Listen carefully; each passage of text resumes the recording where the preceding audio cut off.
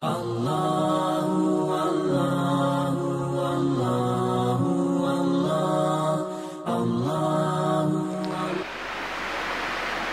alhamdulillah, pada subuh ini kita sempat lagi ditakdirkan oleh Allah Subhanahu wa taala untuk kembali melanjutkan pelajaran kita, yaitu terkait dengan fikih tentang salat. Saya ingin menjelaskan secara ringkas tentang khulasan tentang salat. Jadi sudah berapa pertemuan ini masih salat terus. Itu menunjukkan bahwa salat ini sangat penting. Di antara yang ingin saya jelaskan bahwa salat itu mungkin sudah kita tahu semua bahwa salat ini adalah ulumuddin bid-darurah. Jadi dalam ilmu agama itu sudah tahu semua orang bahwa salat itu hukumnya fardu. Berdasarkan firman Allah Subhanahu wa taala dalam Al-Qur'an, "Fa aqimus shalah innas salata kanat 'alal mu'minina kitaban mawquta." Jadi dirikanlah salat, sesungguhnya salat itu adalah terhadap orang-orang mukmin itu telah ditentukan waktunya. Jadi aqimu itu fi'il amar namanya dalam bahasa Arab, bermakna perintah. Jadi orang-orang yang bersyahadat itu ada orang mengakui salat itu, ada orang melaksanakan salat secara rutin, ada juga orang tidak melakukan salat. Nah, yang tidak melakukan salat ini terbagi dua. Kalau ada orang mengaku beriman, dia tidak laksanakan salat, tapi dalam hatinya itu hanya sekedar malas. Secara syar'i para ulama menghukumkan bahwa orang seperti ini tidak dihukumkan kafir. Al-farqu bainal mu'mini wal kafiri as-shalah. Perbedaan antara mukmin dan kafir itu adalah salat. Tapi yang meninggalkan salat itu tapi dalam hatinya bahwa salat ini tidak wajib, maka hukum mukmin atau hukum orang Islam seperti ini harus dia bersyahadat kembali. Syahadat. Kenapa? Karena sebenarnya dia kharijul millah, keluar dari Islam. Kemudian hikmatuha, jadi hukum salat itu hikmahnya tidak kita jelaskan tadi hukumnya. Hikmahnya itu adalah tazkiyatun nafs, untuk mensucikan jiwa, mensucikan diri. Kemudian tuahhilul mu'min limunajati ilallah, jadi memungkinkan kita wasilah untuk bermunajah kepada Allah Subhanahu wa taala. Jadi ini salat ini munajah. Jadi bagaimana cara kita berhubungan dengan Allah, mengingat Allah. Jadi kalau dalam salah satu hadis qudsi itu bahwa Allah itu tidak memandang kita ketika kita masuk dalam salat. Yang dipandang adalah hati kita, kehusyuan kita, seberapa banyak kita khusyuk kepada Allah, mengingat Allah dalam salat. Jadi dalam syariah itu kita dianjurkan ketika kita masuk salat itu bahwa betul-betul kita bersiap untuk memasuki salat. Karena ada orang dianggap bahwa masuk dalam salat itu tidak minta izin dulu dengan Allah, langsung saja masuk. Ini ada orang seperti itu, dia tidak ingat dirinya salat. Makanya ketika salat beberapa hal yang perlu diingat menurut Imam Al-Ghazali agar salat kita khusyuk, karena ini kehusyuan ini yang dinilai dalam Allah Subhanahu wa taala. Pertama, bahwa betul-betul kita memasuki salat itu kita ingin, kita tunduk patuh melaksanakan perintah Allah, bahwa yang saya laksanakan ini adalah perintahnya Allah, saya ingin ketemu berdialog dengan Allah. Itu dulu ditanamkan dalam hati. Kemudian yang kedua, Andre Guru tambahkan itu, mengertilah apa yang kita baca dalam salat itu, seakan kita mengerti. Coba kalau itu direnungi saja, itu berapa lama kita salat, Allahu Akbar. Pindah lagi dari berdiri ke ruku itu Allahu Akbar. Coba renungi itu. Allah Maha Besar, Allah Maha Besar. Pada saat yang sama kita kecil, kita rendah, kita lemah. Allah Maha Kuat, Allah Maha segala-galanya. Pada saat itu tertanam dalam hati kita. Coba direnungi saja itu. Allahu Akbar, Allahu Akbar. Peralihan dari berdiri ke ruku, kemudian i'tidal, bahwa kalau Allah Maha Besar, Allah melihat kita. Allah lagi Maha Besar ketika kita dari berdiri ke sujud. Itu saja direnungi dulu dalam salat itu. Allahu Akbar itu sudah bisa melunakkan hati, karena zikir itu zikir sama kita berzikir mengingat Allah, zikir. Makanya kata Andre Gorutta, kalau berzikir itu sama kalau kita sama kalau kita pukulkan sesuatu dengan hati kita. Basogi na pada nak cobe kini makunri ini ibu-ibu nak cobe ki yang kita tumbuh itu akhirnya halus nanti. Sama kalau kita berzikir, yang penting kita pahami itu apa yang kita zikir itu, akhirnya hati yang keras tadi jadi lembut. Begitu itu zikir. Makanya intinya itu tadi pertama, bahwa kita ingat bahwa kita ingin bertemu dengan Allah. Kemudian yang kedua, pahami makna, mengerti maknanya apa yang kita baca dalam salat itu, apa yang kita lakukan dalam salat itu. Ketiga, agungkan Allah. Dalam hati itu tanamkan keagungan Allah, bahwa betul-betul Allah. Dalam hadis Jibril itu menghadap ke Rasulullah SAW, ingin mengajarkan ke sahabat, alimni ya Rasulullah mal iman, mal Islam. Terakhir dia tanya, ubudullaha ka'annaka tarahu fa illam takun tarahu fa innahu yarak. Ini sebenarnya intinya dari seluruh aktivitas Islam ini, intinya bahwa segala aktivitas itu ubudullah, sembahlah Allah, ka'annaka tarahu, bukan melihat Allah, seakan-akan. Jadi kata Andre Gorutta itu, kalau dia jelaskan itu, seakan-akan itu bahwa ada di situ perpaduan antara bahwa kita yakin dan kita tahu. Bukan kita lihat Allah di situ, bukan, tapi kita yakin dan kita tahu. Itu maknanya seakan-akan kita lihat Allah, bahwa kita tahu, kita yakin bahwa Allah melihat kita. Itulah artinya seakan-akan. Bukan kita lihat bahwa ada Allah, bukan, tapi kita tahu, kita yakin. Jadi antara itu, itulah seakan-akan kita lihat Allah. Kemudian fadluha, keutamaan salat ini ya tentu kita tahu semua bahwa keutamaan salat itu banyak sekali. Ya, banyak sekali. Hanya hadis Rasulullah SAW yang mengatakan bahwa Rasul amri al-Islamu. Jadi segala perkara pokok dalam Islam, segala perkara pokok dalam kehidupan ini adalah keislaman. Nanti orang Islam itu kalau mengucapkan dua kalimat syahadat. Jadi saya kembali bagaimana cara khusyuk kita untuk memasuki salat. Jadi ada kembali saya singgung anunya Imam Al-Ghazali, bahwa tiga itu tadi ketika kita usahakan terus itu niat untuk bermunajat dengan Allah. Kemudian yang kedua, pahami makna apa yang kita baca, apa yang kita lakukan, apa gerak-gerik kita dalam salat itu, semua ada maknanya itu, pahami itu. Kemudian yang ketiga, agungkan Allah, agungkan Allah, bahwa Allah melihat kita, makanya kita agungkan Allah, makanya kita sucikan Allah Subhanahu wa ta'ala dalam pikiran kita, hati kita. Dengan begitu Allah kasih kita tiga sesuatu. Jadi bukan usaha, jadi usaha kita hanya tiga ini. Kalau ketiga ini kita usahakan, Allah kasih kita rasa takut, kemudian Allah kasih kita rasa harap, berharap kepada Allah, kemudian yang ketiga Allah kasih kita rasa ketenangan.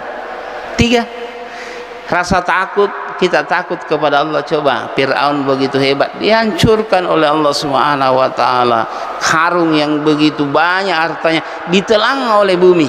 Ya kalau Allah murka, ya makanya dengan mengingat semua itu dalam firman Allah Subhanahu wa taala dalam Al-Qur'an dijelaskan kita mengenai sejarah umat-umat terdahulu itu, kita takut kepada Allah Subhanahu wa taala. Bagaimana iblis itu tingginya derajatnya di sisi Allah, seketika itu dia turun karena dia melanggar perintah Allah. Jadi kita takut. Kemudian pada saat yang sama kita berharap kepada Allah. Apa harapan kita kepada Allah? Bahwa Allah Subhanahu wa taala mengasihi semua hambanya.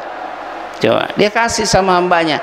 Makanya kalau diingat itu dalam Al-Quran, iblis meminta kepada Allah, ya Allah, panjangkan umurku sepanjang umur dunia. Allah kasih dia. Coba kalau iblis saja dikasih oleh Allah Subhanahu wa taala apa yang dia minta, apalagi kita. Makanya muncul di situ rasa berharap. Kata sahabat Rasulullah SAW, seandainya saya dikasih pilihan, saya diadili oleh orang tua saya, kemudian yang kedua saya diadili oleh Tuhan saya lebih memilih Allah yang akan adili saya. Coba kita bayangkan itu, bagaimana kasihnya ibu kita, bapak kita kepada kita. Tapi sahabat yakin bahwa Allah lebih tahu isi hati kita. Allah lebih tahu itu. Coba jangankan seperti para sahabat, ya kalau kita cerita-cerita mengenai sahabat itu tentang isi hati, ya malaikat saya tidak tahu isi hati. Saya cerita satu ketika itu mengenai isi hati. Abu Bakar dengan Umar ketemu. Ketika dia ketemu, Abu Bakar biasa-biasa saja, tidak seperti biasanya mengucapkan salam, berjabat tangan, berpelukan, baru tanya-tanya keadaan. Jadi itu Umar ketika bertemu dengan Abu Bakar merasa bahwa ada sesuatu yang salah bagi dia. Kenapa ini Abu Bakar tidak seperti lagi sebelumnya? Jadi dia lapor kepada Rasulullah, ya Rasulullah, macam kecek hati kak mitai Abu Bakar, karena sebelumnya tidak begitu. Sebelumnya kalau saya ketemu dia kasih salam, dia senyum, jabat tangan, baru peluk. Tapi kali ini kok lain dari biasanya. Rasulullah ketawa. Rasulullah bilang, nanti saya tanyakan kepada Abu Bakar. Panggillah Abu Bakar. Abu Bakar, saya ingin bicara sedikit tentang keadaan kamu. Ditanyalah tentang pertemuannya dengan Umar. Kenapa kamu tidak beri salam kepada Umar? Abu Bakar senyum, lalu dia katakan, ya Rasulullah, wahai Rasulullah, saya tidak ucapkan salam kepada Umar karena kita yang bilang bahwa siapa yang memulai salam kepada keluarga, kepada keluarganya, kepada saudaranya, dia yang memulai salam, Allah akan bangunkan dia istana dalam surga. Saya ingin kalau saudaraku Umar, Allah bangunkan dia istana dalam surga. Menangis Umar itu ketika dia tahu bahwa kanjak pakai kepala, mulia sekali hatinya ini saudaraku ini Abu Bakar. Jadi tidak ada orang tahu isi hati seseorang. Makanya kita itu dalam Islam itu harus berbaik sangka terus. Makan jak apa ke? Saya ingin juga cerita tentang begini. Dalam Al-Quran itu, inna ba'dadh-dhanni ithmun, sesungguhnya sebahagian sangkaan itu adalah dosa besar. Apa ia mau kau tahu? Iya ronaku anu salah ipodangi pada nakalah desa sewa korangnya, langsung mata pe nakalah korangnya sewa desa yoro tepe na yoro langsung metode tamel langetina. Padahal ada perintah agama kita perjelas dulu patabayanu. Coba kanjak niro agama tadi langsung, kenapa begitu? Engkau setan. Yoro Imam Asy-Syafi'i pernah berkunjung ke rumahnya Imam Ahmad di Baghdad, di Basra. Ketika dia berkunjung ke situ, kunjungi, 1 malam dia, setelah itu baru dia berangkat.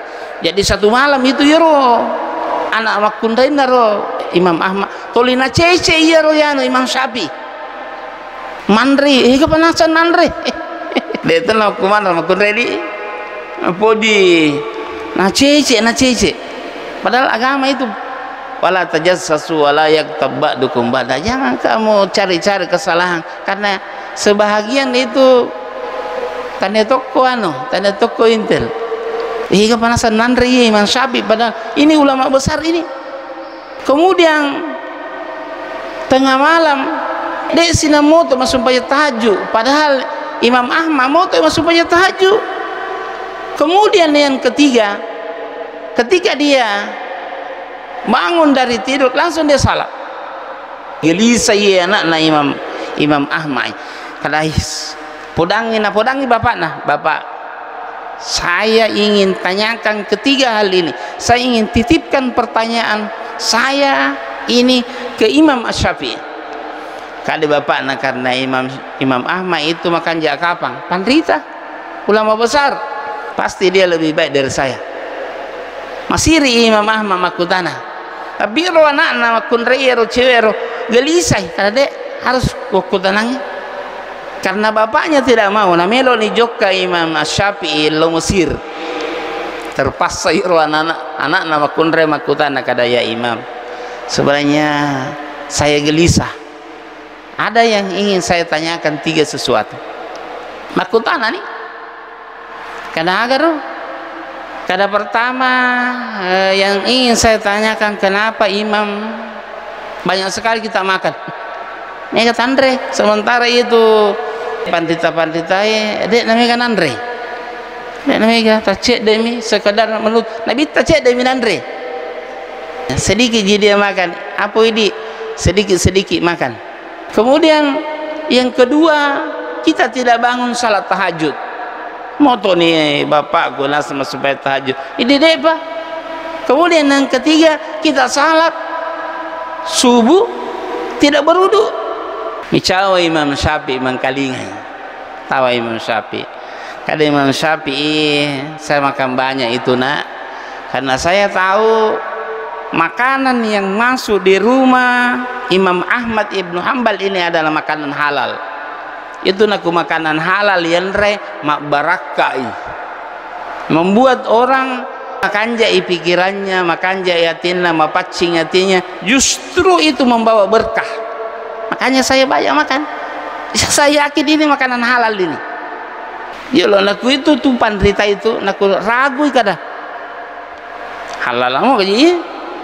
Naku Imam Abu Hanifah pernah satu kali ada di kampungnya itu hilang kambingnya, penduduk kampung hilang kambing 40 hari Imam Ahmad tidak makan kambing. Cuma 40 hari anu mak baraka nasa kuinungi baraka, tapi ini yang penting ir cara tak dapatkan itu halal insyaallah.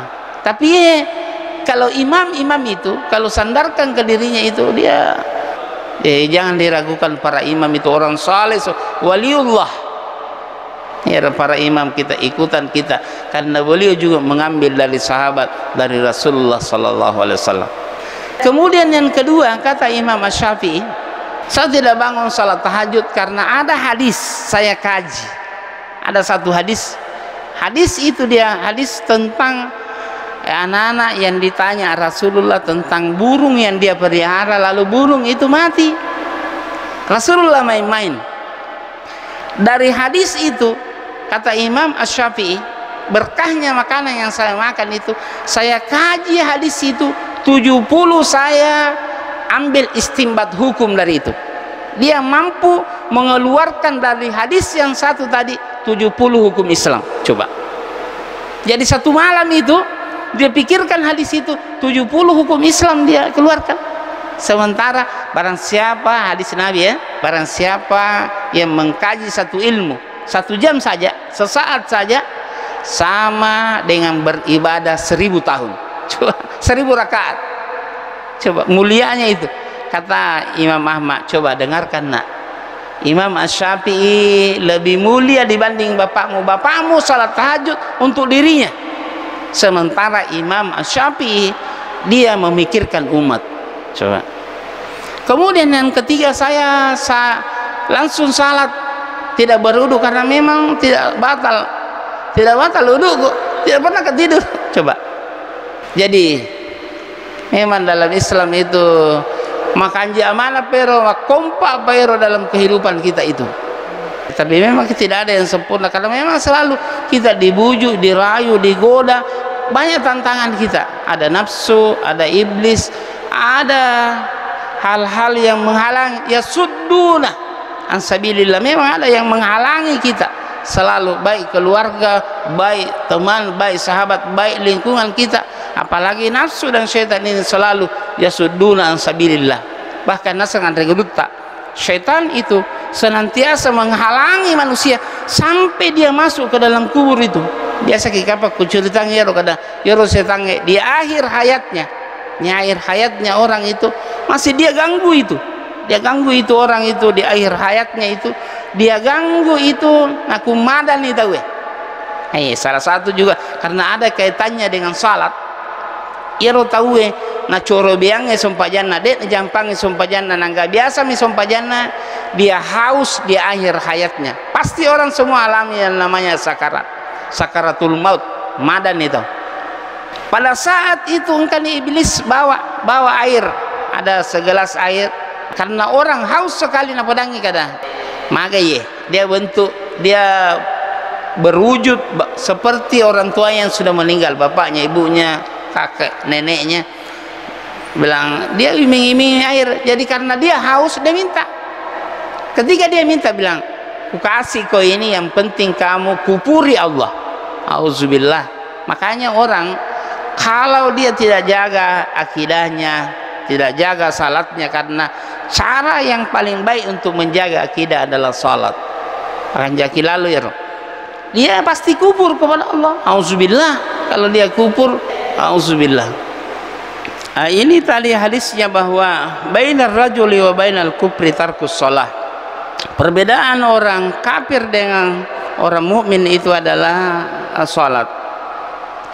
Kemudian hadis selanjutnya bahwa ketika Rasulullah SAW ditanya tentang amal apakah yang paling baik, beliau menjawab as-shalah, adalah salat liwaktiha. Liwaktiha. Jadi ada mengatakan awal wakti atau liwaktiha, ada juga. Makanya begini. Biasa kalau dikaji hadis ini mengatakan bahwa nakutama ni waktu sompajan no. Tapi kalau berdasarkan hadis ini liwaktiha, salat yang paling afdal adalah waktunya. Maksudnya selama tidak keluar waktunya. Kalau misalnya kita pengajian, ternyata pengajian maghrib dengan isya agak molor sedikit, sehingga bukan awal waktu, sehingga molor waktunya. Makanya gurutta kali jampu itu, Andre gurutta kali jampu itu biasa kalau Ramadan itu dia salat itu jam-jam 8 lewat ke atas, biasa jam 9, supaya karena jemaahnya itu. Kayaknya ini liwaktiha, bukan bahwa awal waktu, tetapi pada waktunya. Maksudnya jangan sama sekali ketika salat itu keluar dari waktunya. Kalau maghrib mau hilang itu warna merah, kalau duhur mau asar, itu jangan. Yang penting selama waktunya, karena keutamaan salat ini banyak sekali. Jadi diantaranya adalah bahwa salat itu adalah menggugurkan dosa. Ya, seseorang yang berjamaah di masjid ini, ketika dia pergi berjamaah itu mulai berwudu itu dengan wudu yang baik, kemudian dia langkahkan kakinya dari rumahnya ke sini, gugur satu dosa. Pada saat yang sama ketika angkat kakinya, derajatnya ditambah dan dikasih satu pahala. Jadi satu langkah itu 3 nakasih ke Allah, gugur dosa, dikasih pahala dan diangkat derajatnya. Itu keutamaannya salat. Bahkan dia bilang fa inna shalawatil khamsa, sesungguhnya salat 5 waktu itu tuzhibuz dzunubah, menghapus dosa, kama yuzhibul ma'ud darana, Salat 5 waktu itu adalah menghapus dosa sebagaimana air menghapus atau menghilangkan daki atau kotoran yang ada di tubuh kita. Saya singgung sedikit tentang apa-apa yang makruh dalam salat. Ada juga yang membatalkan. Apa yang membatalkan salat? Ada yang makruh, ada yang membatalkan salat. Ini saya ingin jelaskan ini karena kadang kita nakirai batal padahal makruh ji. Ada juga nakirai makruh padahal membatalkan salat. Ini penting ya. Jadi saya singgung sedikit. Di antara yang makruh itu adalah yero neita mana yero lalui. Makanya dalam jangan sembarang baju kita pakai ada tulisan-tulisan yang bisa mengganggu orang. Jangan membuat sesuatu yang bisa mengganggu khusyuk orang.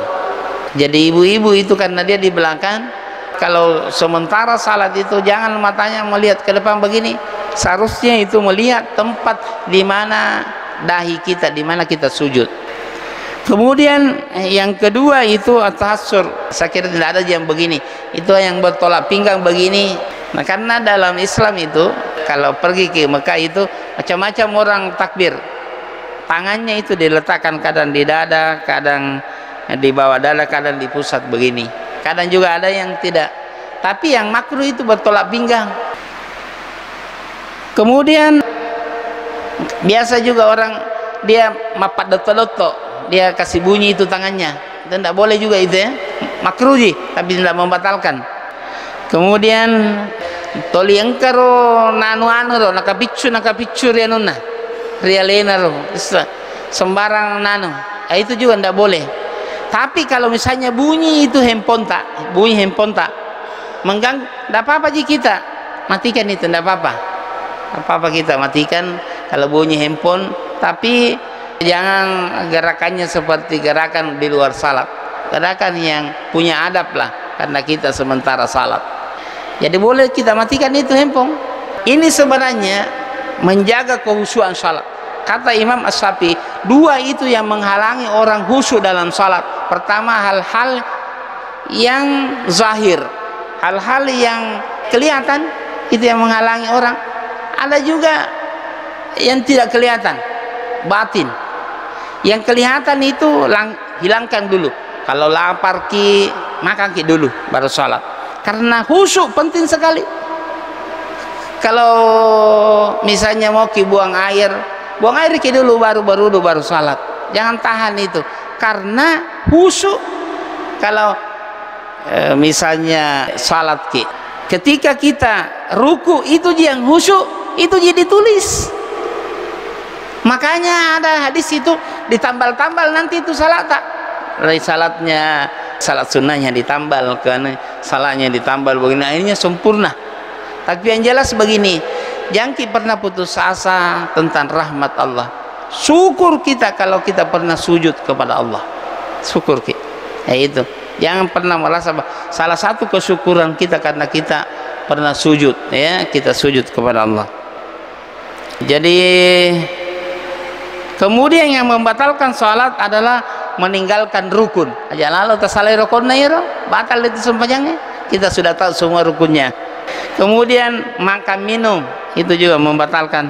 Bukan biasa kalau kita habis makan yang manis-manis, apalagi bulan puasa, masih ada sisa-sisa makanan di mulut itu, kita salat kita telang, itu batal, itu batal. Kemudian berkata-kata, tentu tidak ada lagi yang seperti ini karena dia tahu semuanya, yang berkata-kata. Kemudian ketawa. Kalau senyum tidak senyum. Biasa kalau kadang ada yang ganggu, kadang ada anak-anak main-main dengan kita yang masih belum balik, itu masih bayi, masih merangkak, itu kadang mengganggu kita. Kadang kita senyum, itu tidak membatalkan, atau kita tidak sengaja. Tapi kalau ketawa terbahak-bahak itu membatalkan salat.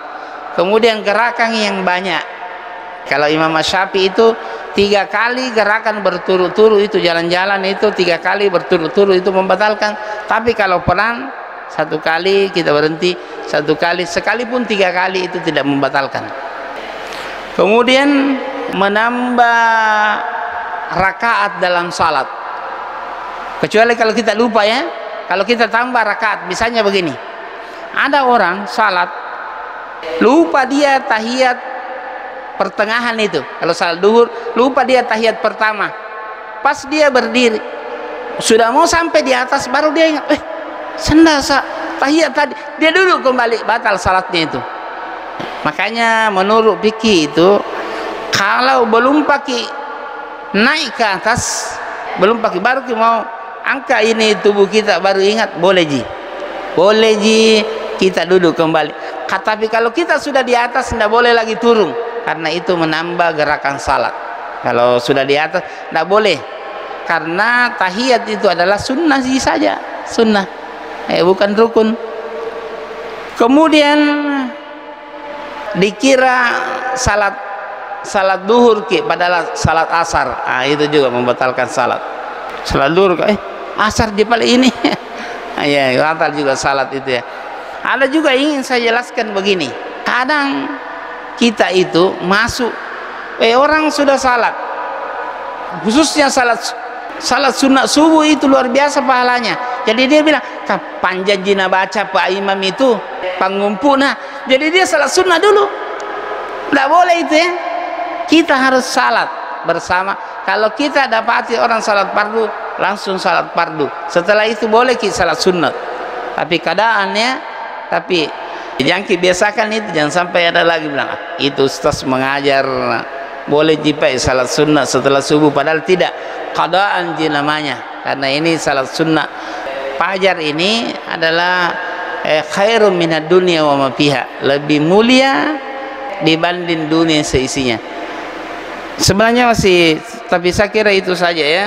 Kemudian kita nanti pindah ke salat-salat kasar, salat jama', salat orang yang musafir itu. Saya kira apa yang kita pelajari pada subuh ini mudah-mudahan ada berkahnya. Mari kita baca doa kafaratul majlis. Subhanakallahumma wa bihamdika asyhadu an la ilaha illa anta astaghfiruka wa atubu ilaik. Allahumma ja'al jam'ana hadza jam'an marhuma waj'al tafarruqana min bihi tafarruqan ma'suma. Allahumma aksil lana min khasyatik ma tahulu bainana wa baina ma'asik, wa min ta'atika ma tuballighuna ila jannatik, wa min al-yaqini ma tuhawwin alaina masa'ibad dunya, wansurna man adana wa la taj'al musibatana fi dinina wa la taj'alid dunya akbar hammina wa la mablagha ilmina wa la tusallit bi dhunubina man la yakhafuka wa la yarhamna ya akramal akramin. Allahumma habib ilaina bil iman wa zayyinhu fi qulubina wa karrih ilaina kufra wal fusuqa nisyan wa ja'alna minar rasyidin. Allahumma la tuzigh qulubana ba'da idh hadaytana wa hab lana min ladunka rahmah innaka antal wahhab. As'aluka dawaman ni'mah wal afiyah wa husnul khatimah bi rahmatika ya arhamar rahimin. Rabbana atina fid dunya hasanah fil akhirati hasanah wa qina adzaban nar. Walhamdulillahi rabbil alamin. Al-Fatihah.